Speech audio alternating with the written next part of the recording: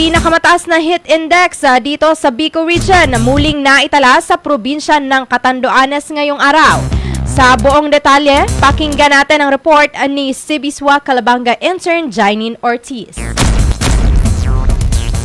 Tinatayang aabot sa 43 degrees Celsius ang naitalang heat index na nararanasan ngayong araw sa Virac, Catanduanes. Ayon ito sa ulat ng Sipnotic Stations ng Pag-asa. Dahil rito, ang naturang lugar ay muling itinuturing na may pinakamataas na level ng init ng panahon sa mga probinsya sa Bicol Region.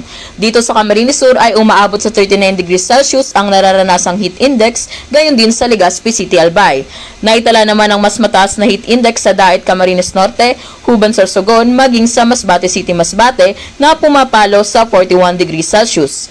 Ang matinding init na nararanasan ngayon ay maaaring magdulot ng heat cramps at heat exhaustion na kung hindi maaagapan ay posibleng mauwi sa heat stroke.